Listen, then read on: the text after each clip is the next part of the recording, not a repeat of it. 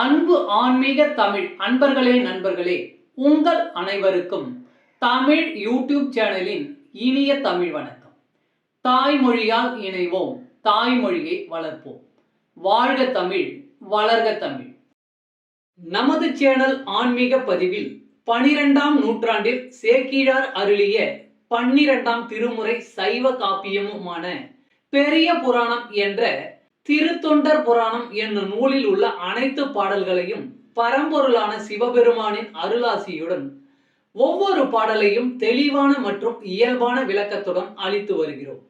நாங்கள் அளித்து வரும் இந்த பெரிய புராணம் என்ற திருத்தொண்டர் புராண பதிவினை கேட்டு அதன் இனிமை உணர்ந்து அகிலம் காக்கும் இறைவனின் அருளாசியை பெற்று இறைப்பயன் அடையுமாறும், மேலும் இந்த பதிவிற்கு லைக் மற்றும் ஷேர் செய்தும், அது மட்டும் அல்லாமல் இதுவரை இந்த சேனலுக்கு நீங்கள் சப்ஸ்கிரைப் செய்யவில்லை என்றால் சப்ஸ்கிரைப் செய்து பெல் பட்டனையும் அழுத்தி ஆதரவு அளிக்கவும் அன்புடன் கேட்டுக்கொண்டு இப்பதிவினை தொடர்கிறேன். வாருங்கள், ஆன்மீக பதிவில் சேக்கிழாரின் 12ஆம் திருமுறையான பெரிய புராணம் என்ற திருத்தொண்டர் புராண பாடல்களை தெளிவான விளக்கமுடன் அறிவோம், அறிந்து தெளிவோம், தெளிந்து இறைப்பயன் அடைவோம். பெரிய புராணம் அல்லது திருத்தொண்டர் புராணம் என்பது சேக்கிழார் அவர்களால் பெருங்காப்பிய இலக்கணங்கள் பலவும் கொண்டதாக இயற்றப்பட்ட சைவ காப்பியம் ஆகும்.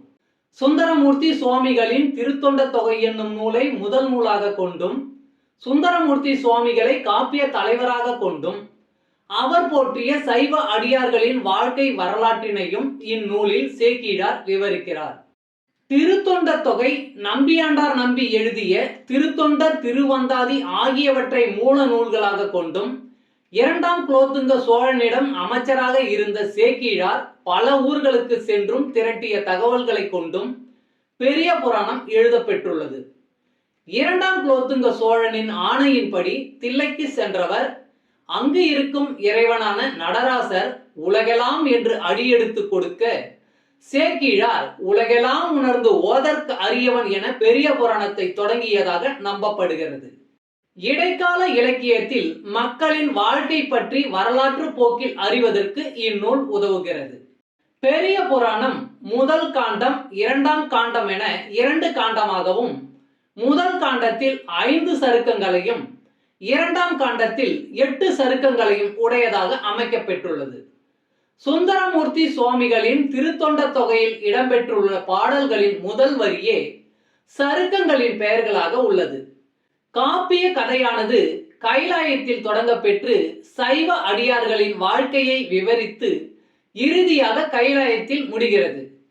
முதற்காண்டத்தில் திருமலை சருக்கம், தில்லைவாழ் அந்தணர் சருக்கம், இலைமலிந்த சருக்கம், மும்மையால் உலகாண்ட சருக்கம், திருநின்ற சருக்கம் என்ற 5 சருக்கங்களும், 2ஆம் காண்டத்தில் வம்பரா வரிகண்டு சருக்கம், வார்கொண்ட வனமுலையால் சருக்கம், பொய்யடிமை இல்லாத புலவர் சருக்கம், கரைக்கண்டன் சருக்கம், கடல் சூழ்ந்த சருக்கம், பத்தராய் பணிவார் சருக்கம், மன்னிய சீர் சருக்கம், வெள்ளானை சருக்கம் என்னும் 8 சருக்கங்களும் அமைந்துள்ளன.